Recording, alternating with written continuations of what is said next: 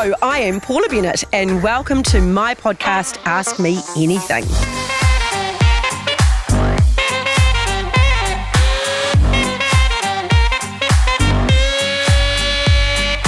Now, I've gone through plenty of ups and downs in my life and have learnt a lot along the way.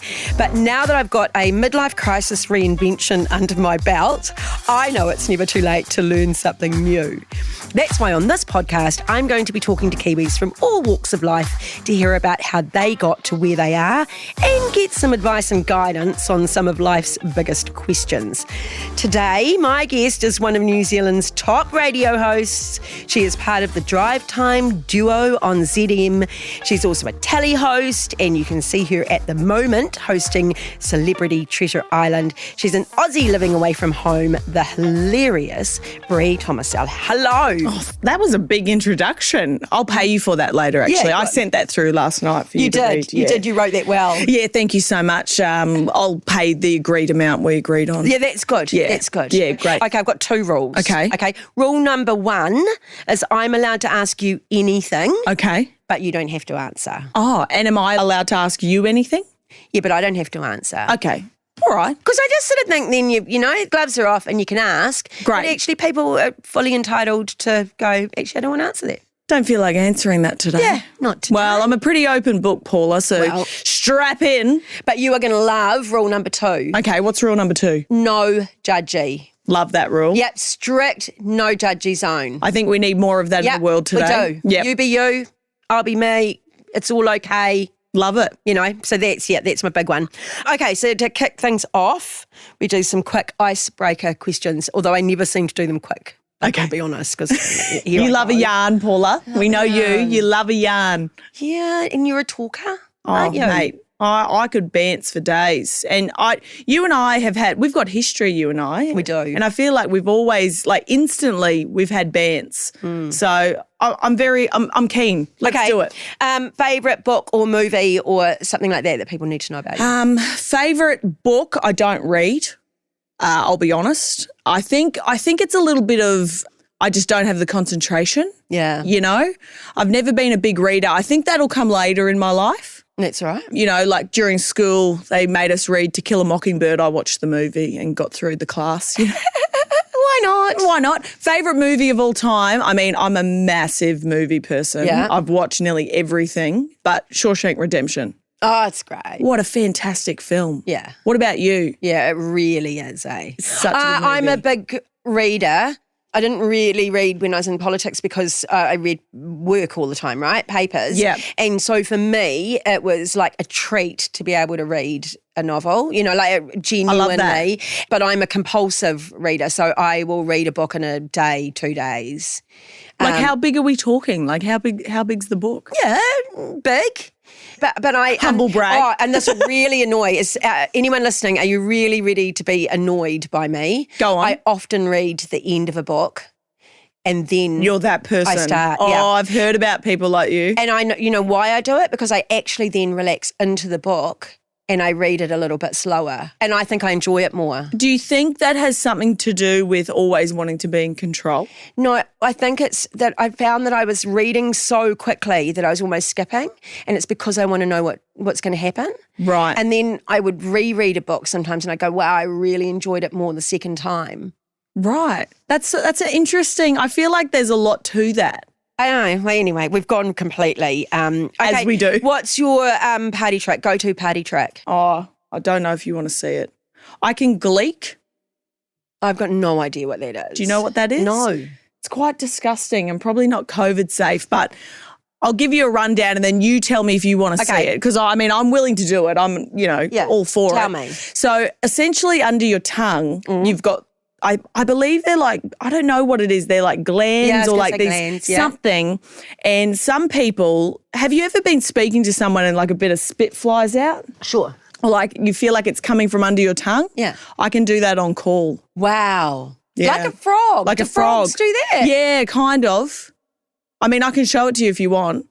Yeah, well, there is I suppose I want to see some saliva. Do you want to see me spray? Go on. Okay, you ready? Yeah. Oh, my Yes. Okay, we've just had to do something visual, you know. It is very visual, but your reaction's good. Thank you, because that was real. That's my party trick. And it's gross, but people seem to be quite impressed. Not everyone can do it in the world. I've never tried, but I'm not going to try it now because it's. Would you like to fight me in a boxing ring? I would love it. I think it'd be so good. Yeah. Can you imagine? I knew you were going to say that because we've got our history on that. Have you got a go-to karaoke song? Go-to karaoke song, Sir Mix-a-Lot, Baby Got Back, because I can't sing and it's a rap. Okay. So, you know. Yeah. I like big butts if that rings a bell. Okay. Okay, well, we're getting to know you. I mentioned that you're an Australian, as if anyone wouldn't know. I forget sometimes, and it's so interesting, like, being in New Zealand because the accents for me kind of mesh together. It sounds really weird. And then I'll talk to my mother who's from country Queensland and I'm like, oh, no, we sound very different. You know? Our Aussies give me a lot of stick about my accent. Do they? They tell me I've got one of the broadest Kiwi accents that they've heard, yeah. Really? Because I don't think so. Yeah. Because where did you grow up? Taupo. When I grew up there, it was Taupo. And now it's Taupo. Now it's Taupo. Yeah, definitely. Okay, so we're going to get to know you a bit better. How did you get into radio? It was always a pipe dream for me, Paula. Like, it was always something I'd, kind of say to my family, I'd love to, make people laugh and I'd love to do radio. And I was always really obsessed with radio. Like, I was a big radio listener. Love it. And when I was at uni, I studied a dual bachelor in PR and journalism. And it was the last year of uni where I was like, all this stuff is so boring. Like, I don't want to do PR for someone or I'm not smart enough, to be honest. Journalism interested me a bit more. But then I got into the student radio at uni and then one of my mentors at uni was like, as a part of your course, you can do an internship. Where would you like to work? And I kind of said, I'd love to see what radio's like. And he had a contact, luckily enough, and kind of gave me a contact and I got an internship at Nova 106.9, which is a radio station in Brisbane. And then they just could never get rid of me. You never left. I was a bad germ and I wasn't going anywhere. Yeah. And I did every job under the sun at that radio station. I worked 7 days a week for years. Oh, really? Yeah. It was a really hard grind where I was working on I was a part of the street team, which is the people who go out on the streets and meet people and give out stuff. And then I was like, anytime someone said, oh, we need someone to fill in, I was like, I'll do it. So I did some producing and then I taught myself how to edit video because I just wanted to have every skill. But the dream for me was always to be on air, which I never used to say it out loud because I was always scared to say it out loud. And then at one point in my career, and it wasn't a career at that point because I was earning no money at all, I wasn't able to pay my rent or my groceries. And I remember saying to my boss, is there any other work that I can do? Because I was already doing 7 days a week because I didn't want to leave. And I ended up doing some night cleaning at the radio station that I worked at because I just didn't want to leave. But I ended up getting a small gig on air on weekends and I did that for quite a few years. Wow. And then was really lucky to get a full-time radio breakfast show on the Central Coast near Sydney and did that for a number of years and then ended up coming here. Yeah. So it's been a journey. But you describe yourself a bit as a workaholic. 100%. And you are. Yeah, I think I get it from my dad. Do you? Country Queensland farmer. Yeah. Yeah. Get up, get in there, give everything a go. If you want something bad enough, I think you have to work your ass off to get it. Yeah. And you did. I feel like I did. Yeah. And I still do. Nothing's changed. I still, put in the time and work my butt off because I love it and I really want it, and you have to really want it. So is there a difference between sort of radio in Australia and radio in New Zealand? Yeah, there's a few differences. Like one of the biggest things, Paula, you'll find this interesting. I'm a big radio nerd, so I find it all interesting. But when I first came to New Zealand, in Australia, there's something called the dump button. Right. Which essentially what it means is that on air, we are 7 seconds ahead of what you're hearing in the car. So if someone swears or if something inappropriate is said, you can press that dump button and it dumps the last 7 seconds that was on air, so it doesn't go to air. Yeah. And when I came over here to commercial radio in the music world here, I was like, oh, so the dump button, they were like, we don't have that. And I was like, what? Wow, I was that's like, wild. so a listener or a caller can call in, say whatever they want or whatever swear word, and it just goes to air. There's no like buffer or anything. And they were like, yep. There's a delay still though, eh? I don't. Some radio there must be. I think it's Talkback. I think Talkback here in New Zealand still has it. They still have. And I think people here said, yeah, it used to be in the music, like radio world, but I think Talkback here still has it. Yeah. Yeah. Okay, so that's your big difference is no dump button. Did you move here for the job? Yeah, so when I was on the Central Coast doing radio, I started making social media videos, and it was content that wasn't appropriate for the radio or content that was just me and my own.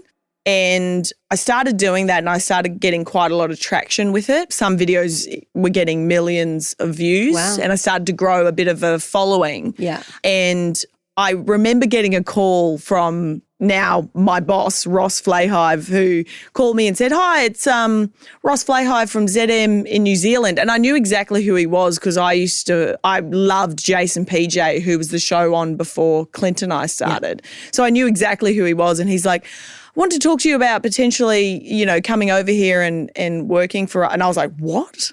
I was like, how do these people even know who I am? Yeah. And so essentially got poached from where I was, and it was one of the hardest decisions I've ever had to make, Paula. It was really difficult. I think one, for how hard I'd worked to get to where I was in Australian radio, and two, moving countries on your own is not easy, which I'd never really, I kind of had done before, but not really. And then three, what if it fails, you know? So it took about 6 months for them to convince me. And we went back and forth multiple times. I think I said no 3 or 4 times. And I ended up getting to the point where I was like, what am I going to regret more? Am I going to regret not going and never knowing what could have happened? Yeah. Or am I going to regret going, giving it a red hot crack and it failing? And it was the first one. I would regret more not having the guts to back myself and to do it. Yeah. So here I am. There you are. Yeah. There you are. I suppose some of my life experience, I call it having a plan B. Yes. And it's a little bit controversial because lots of people go, no, you should only have plan A. And then, because if you've got always have a plan B. Always have a plan B. And for me, having a plan B, I believe, makes you gutsy, makes you stronger and makes you go for it. Because I would say to people, if it doesn't work, where are you going to end up? Yeah. And you're going to end up at your plan B and make sure plan B's all right. Yeah, make sure that's a buffer and you know that, you have that in the background so you have the confidence to really go for plan A. I love that. I think that's a great. Because if I fall, where I fall is actually okay. Have a net. Yeah. I'm all right, and I'll just get on with it. And so then, I think you just sort of get on with it. Hey, I saw your interview with Macklemore and how much his performance of Same Love in Australia meant to you. Watching you talking about it actually made me emotional. Oh. I just thought it was, you know what I mean? Like you can just see just how genuine I'm getting a little emotional just thinking about it. Well, I could just see how much you're going to make me emotional in a second. I could see how much it meant to you. And it's such a time now, when people are still having to stand up and be counted in that public forum. And you think we've come so far because we have. And then there's moments like that I think just bring you straight crashing back and back down to earth really. And I got to cast my vote for legalising gay marriage, and so that just felt like an absolute privilege. And it wasn't something I actually even needed to think about, right? Like it was just for me. It was yes, of course I am. And it wasn't until I was at a couple of months later and was at a friend's wedding, and these men coming up and just going, "You've got no idea what that did for us," and I was like, I hadn't really even thought about it, because it 100%. wasn't something I'd had to think through. No, that's, I really appreciate you saying that. And you're right. I'm a very emotional person, Paula, and I feel a lot of things all the time. Yeah. But that moment for me where I was talking to Macklemore, it took me back to 2017, and I was doing a full-time radio show on the Central Coast at the time, and our whole country was going through this, what I describe a really horrific thing where it gave people a platform because there was a plebiscite vote where everyone in Australia got to vote. And it was a really hard thing to go through because it gave a platform for obviously one side to talk about, why it's so important to give these people the same rights as everyone else. Yeah. But then it also gave the other side a platform to talk about why they shouldn't. Wow. So it was a really difficult thing, like being a queer person myself, very hard to go through where all I could think about was all these young kids who were obviously having to listen to certain conversations or hear things and go through something that was, in my mind, such an easy decision. Yeah.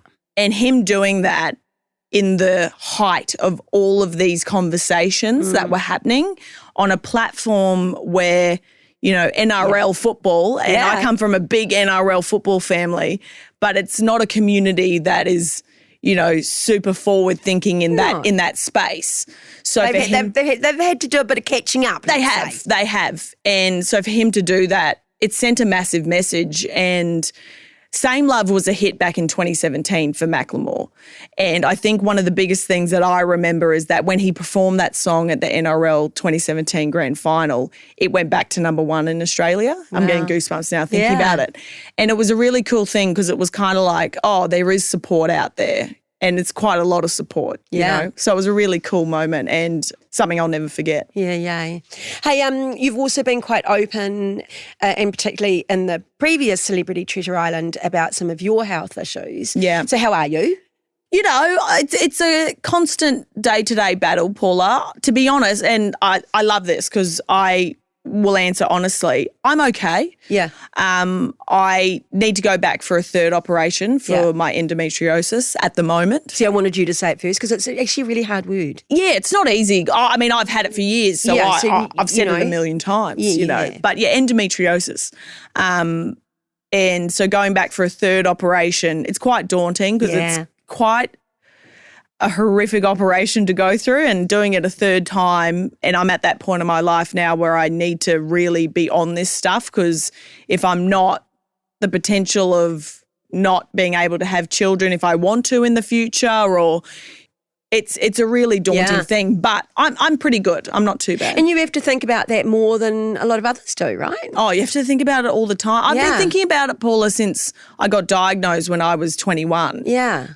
And you shouldn't really be thinking about it when you're 21, the complications of if you're going to be able to have children. And it makes you grow up quite quickly and have to really have some hard conversations. Yeah.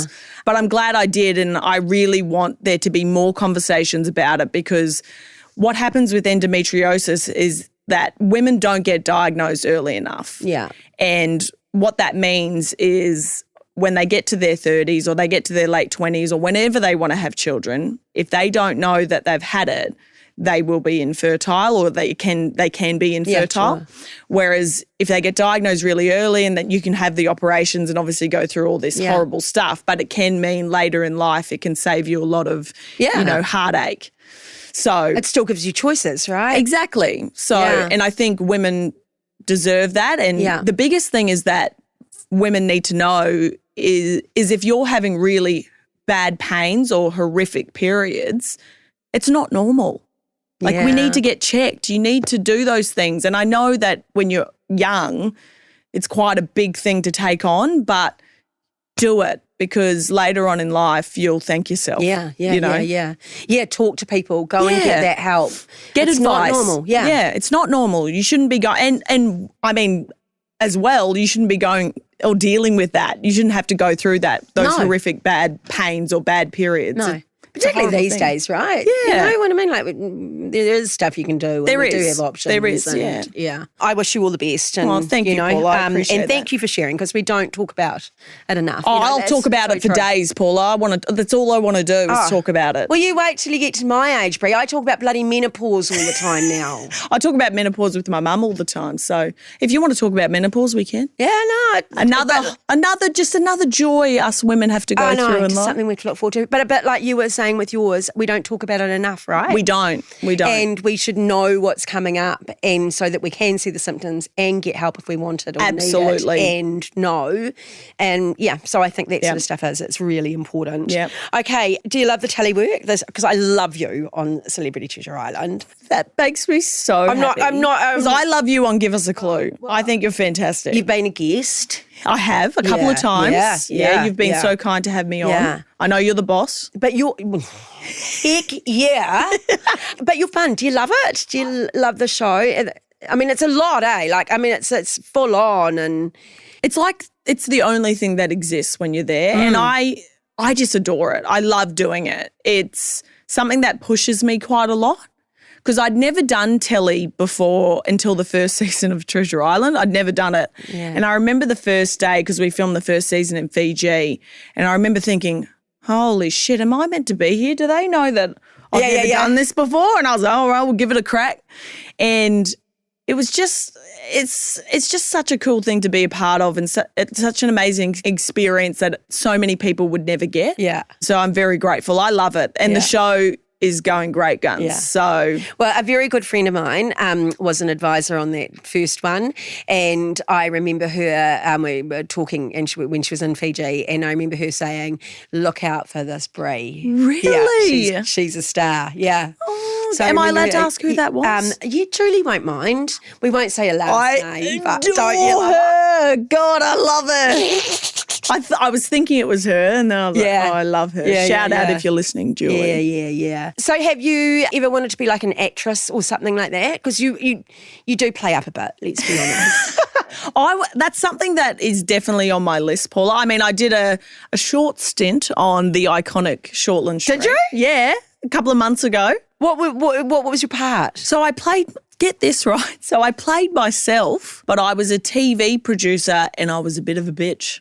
Oh. So it was me. Yeah, it was pretty much me. It was a very small part, but it was bucket list stuff to be on that set and to do those things, because I'd never really acted before. I mean, I'd done my own social media skits and videos and bits and pieces, but to be on that set and like amongst these people who are just incredible. And they tune it, eh? Yeah. Man. It's incredible how they film it. Have you been on the set there? No. Oh, yes, I have been to the set there, but I was going to say no, I haven't been on Shorty Street. Would you do it? Well, it was my dream to be on Outrageous Fortune.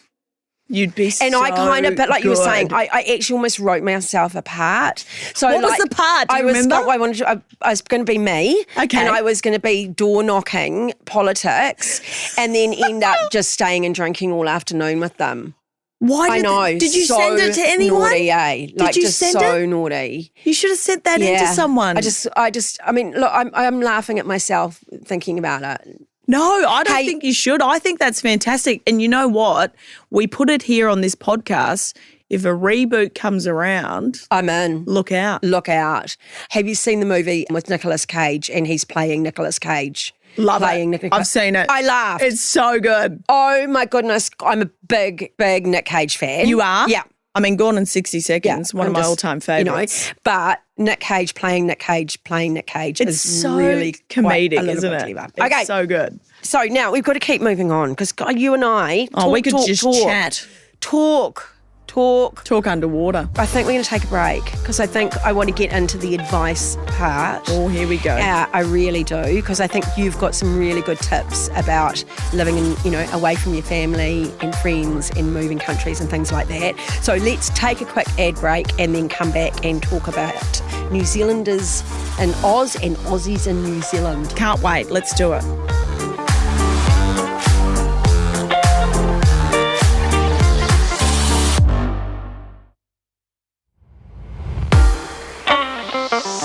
So now we're getting to the advice segment, right? And I really want to chat about living away from home, how you maintain your relationships. We have to start by talking about your mum. You two seem really close. She's the star. She's the star in my world. And I mean, we are super close, Paula. Like, she's my favourite person in the whole world, and someone who I think she just fully understands me, and I feel like I'm the same for her. We have that it's interesting because obviously people see, the funny videos or me, pranking her or doing this or that. But underneath all of that is a relationship that's super special, and I'm just so grateful to have her as a mother. She's just the best. Yeah. Yeah. And she takes your jokes very well. She does. I mean, she's had a few years to get used to them. Have you overstepped the mark? Have I ever overstepped the mark?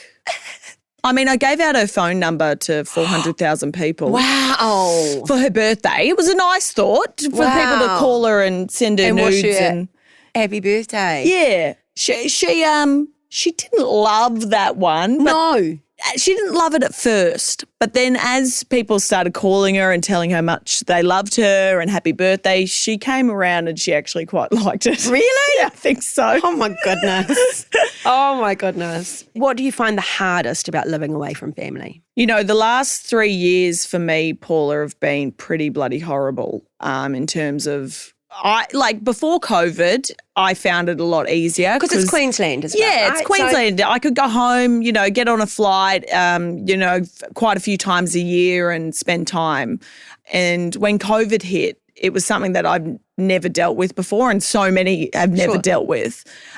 But I think in terms of just thinking about me for a second, not being able to see the people who are closest to you, the people who support you the most, the people who love you the longest time was 18 months where I wasn't able to, have a hug from my mum. I was going to say there's a touch and a smell in there. It's everything, Yeah. And it was incredibly difficult, and so many people went through the same thing. People are still going through that, and it really sucked. It was really hard. Yeah. And you can FaceTime and you can, do this and that, but that physical touch and seeing someone, in person is just so different. And having the time, eh? Yeah. When you're ringing or something like that, then, you're getting the whole lot out in however many minutes or half an hour that you're on the phone, right? Knowing you're going to have 3 days means that you can have that real that conversation quality time. That takes time, yeah. Yeah, for sure. And obviously that's something that you could understand, like having your daughter overseas.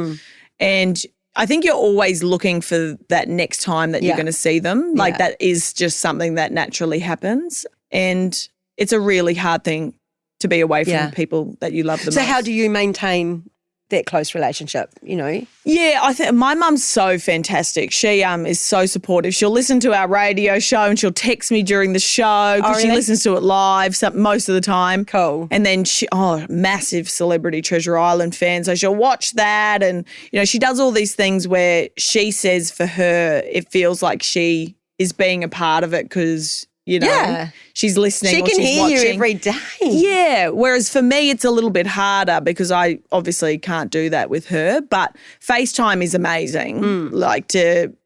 Phone calls are great, but to be able to see someone's face and emotion and have those phone calls on FaceTime has been super important. But I think, there's been really hard moments where sometimes you get super busy and you can't spend an hour on the phone, every day talking to them. So it makes it really hard. My daughter's actually in Darwin. So it's even harder. Because how long's the flight to Darwin? Oh, my God, days. I'm exaggerating. And then you get on a boat and then you have to get on a four-wheeler. Fight off a crocodile. Yeah. And, you know what I mean? And wrestle a snake or whatever. Really, you can go luckily through Brisbane, Melbourne or Sydney sort of thing, or Adelaide as well, actually. And then it's another kind of 6 hours from there, 5 hours or something. I've never been to Darwin. And the flights are awful. That you get in at 1 or 2 in the morning. Just real bad times. Really. Because why is she in Darwin? Oh, because she's absolutely a genius and she's freaking awesome. What's she doing? So she is one of the managers for, Mission Australia. Yeah. And so she looks after the greater Darwin area and does things like rehabilitation for alcoholics and drugs and child protection. I think she's got 60 staff or something under her. Yeah, so she is absolutely incredible. Married, 3 kids. And for her, I think they went for an adventure. And I think that's healthy, right? Yeah, you do you. absolutely. Like I'm always going to celebrate her living her best life, right? Yeah. So go. But a bit like you and your mum was so close, and it just feels like it's so bloody far away. Sounds like you've raised a pretty bloody good human. Oh, she's amazing. And what she does. you would miss her so much. How long has she been living over there? It'll be 2 years at Christmas. Yeah. And what do you guys do, like, obviously, to have keep that connection? We do, but but like you were saying, it's about, I've got to respect that she's got 3 children and a big all full-time that, job. yeah. And often we'll talk when she's driving to work. That's what I always talk to my mum in the car. Yeah. And she can prop it up so that I can see her. Yeah. So obviously she doesn't see me, but I can see her. So as you say, that's quite nice. I mean, we text a lot because we're both pretty good at that.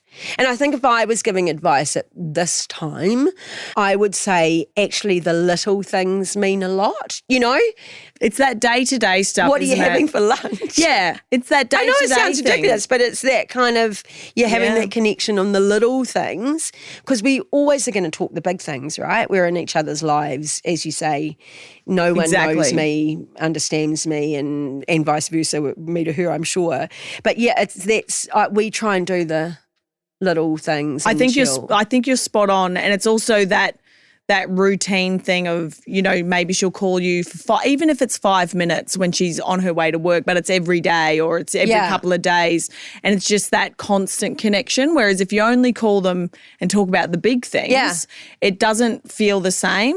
And the more mundane things, when you're like, hey, Mum, you wouldn't believe this, but I'm watching this TV show, and we'll watch TV shows together. Yeah, nice. So I'll be like, I'm watching this episode tonight, so you watch it, and then we can talk about what we think. So we'll do stuff like that, which it seems so small, but it creates, that normal connection you would have if you were to see someone every day. Yeah. Yeah. I mean, she rang yesterday and went, I haven't got time to talk.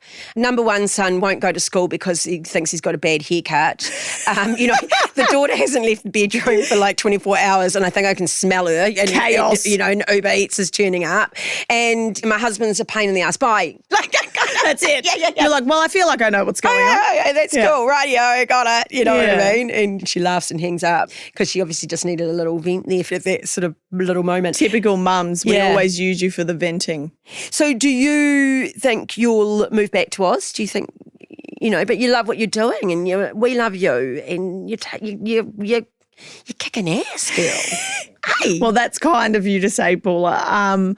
My mum and my family, my mum and dad and my brother and sister, and I've got, so many close people to me back home. And I think COVID in the last 3 years has made me really realise maybe what I want or shift my priorities, because my parents aren't getting any younger. They're in their 60s now, and my dad's just had a fake hip put in. He's got 2 fake knees, a fake hip. He had an epidural in his back, typical Aussie farmer. And I want to have those moments where I can spend time with them. Do I think it'll be soon? Probably not, because I've got a lot to do here. Yeah, and you're in a relationship. And I'm in a relationship. Yeah. But I would definitely love to move back at some point. I don't know when that'll be or if it'll happen. Maybe I'll bring my mum over here. She'll come live in New Zealand with me for a year maybe. Yeah. I don't know. But it's definitely something where I'm going to have to make some decisions, and I don't want to have any regrets. No. And it'll happen for you, you know what I mean? And you've got plenty of time and life takes its journeys and all that sort of stuff. And it was quite funny. I was, Kerry Woodman put out, on Facebook or something a little while ago, and she'd sort of said, am I too old to go and live in another country, No. And I was like, because I think about that a bit. And I don't have any plans to or anything like that. And I've got my parents here that I'm really involved in their lives at the moment. So, but I just go, you know what? There's something kind of cool about thinking that even in your... I think you're never too old. Yeah, your 50s or 60s, you might just go and spend a couple of years somewhere else. I want to take my mum and move to Italy for a year. That's what I'd like to do. Because my mum has always really wanted to do that, and she's never been able to do that in her life. My dad's Italian, and she's been nagging him for years, Paula, take me to Italy. I want to go live there. Can we just go for 3 months? Because my dad's first language was Italian, so that'd be fine. And if he's not going to do it, Paula, I'll bloody do it. I'll take her. Yeah, the hardship, hey? God, you're amazing thinking that you might go and live in Italy for months on end. I mean, I will put myself through that. Yes. I will sacrifice it, Paula, for her. You're great. You know? So I have to, you have to do the Kiwi thing, which is, what do you love most about New Zealand? Because that's what we ask everyone, isn't it? And I love so many things about New Zealand. I love the landscape here. It's so different from back home. I mean, I grew up in country Queensland where my entire life we're in a drought. So, we'd have to use the same bathwater, me and my sister and my brother. It's just so beautiful here. Like, everything is just so amazing. I also love the Kiwi sense of humour. Yeah. I think it's quite similar to the Aussies. Isn't it? Yeah. But there's also just something about it that's a little bit different and I really love it. And I just love the people here. Yeah. Like, it's quite funny. A good friend of mine, she's Australian, and she rang the other day and she goes, another woman that we'd met who is Italian actually, but she said, I've got 2 weeks. Where should I go in Australia? And she went, New Zealand. I'd probably say the same. Well, she just said in 2 weeks you can see everything in New Zealand. Literally. You can go from beach to bush to snow to, You've got it all. You really will see it all. Whereas 2 weeks in Australia is you won't see You'll be much. driving through desert. You'll be driving, But and I just laughed and I thought, it's there true. was something neat about it being that kind of country. Oh, it's incredible. Yeah.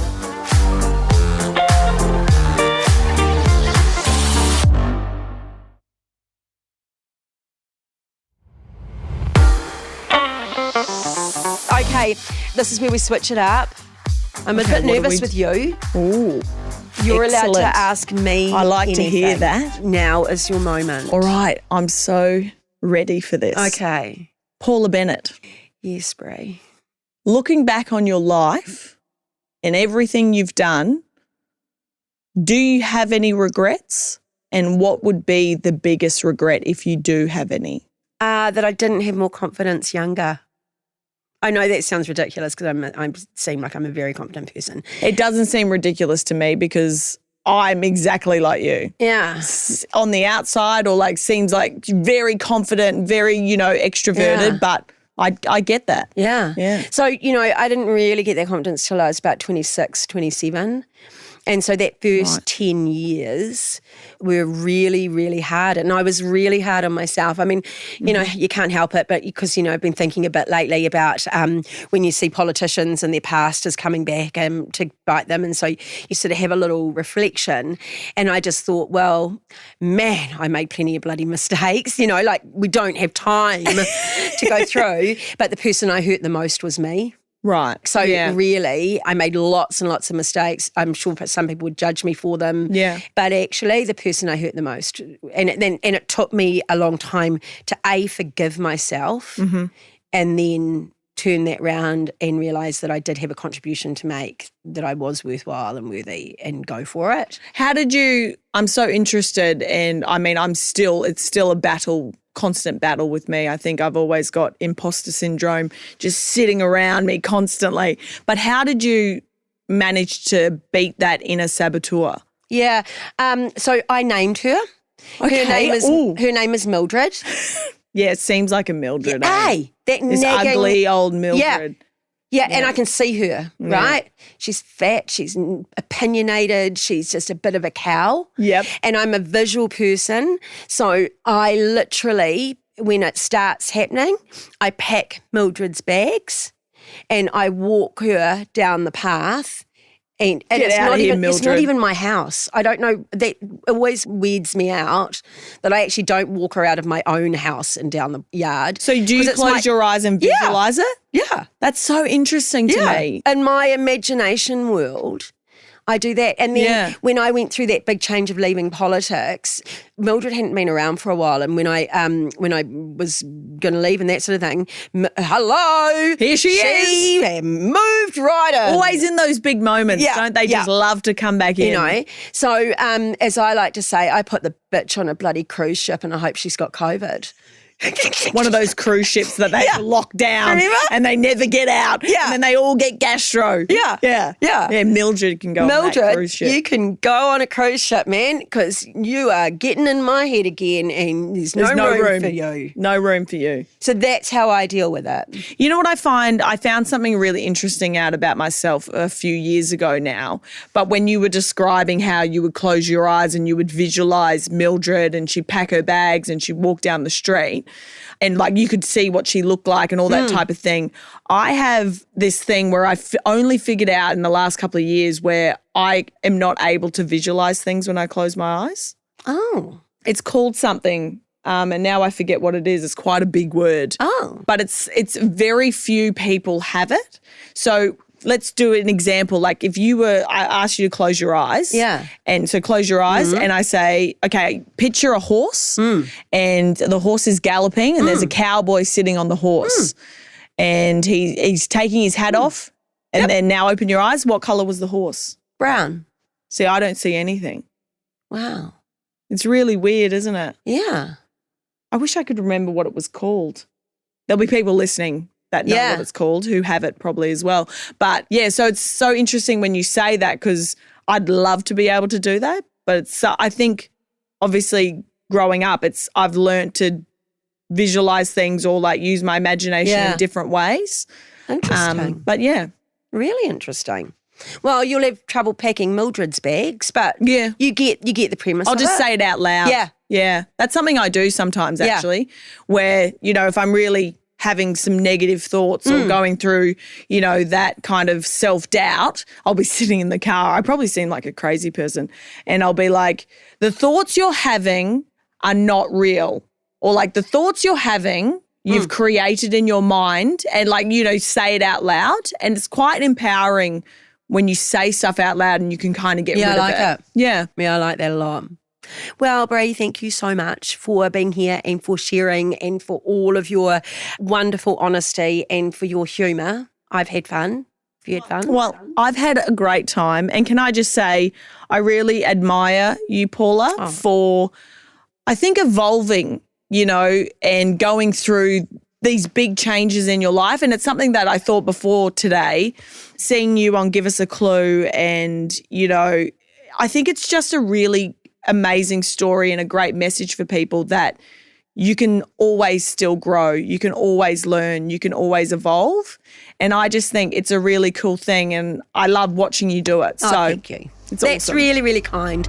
So, of course, they can listen to you on ZN. Yes. If anyone listening wants to hear more, they'll be watching you on Celebrity Treasure Island. Yes, I hope people are watching, tuning in. Yeah, and you're a good Insta, aren't you? So they can catch you on Insta. I'm on Insta, TikTok and Facebook, all at Bree Tomasel if you want to watch me torment my mother or just have a few laughs. It's all a bit of fun, so yeah. Good. Yeah. And if you want to find me, I'm on social media, or if you have a question for the podcast, reach out to me, paula.bennett@nzme.co.nz. Make sure you follow Ask Me Anything on iHeartRadio or wherever you get your podcasts, and don't miss my weekly column in the Herald on Sunday. I am Paula Bennett. Ask Me Anything. Thanks for tuning in.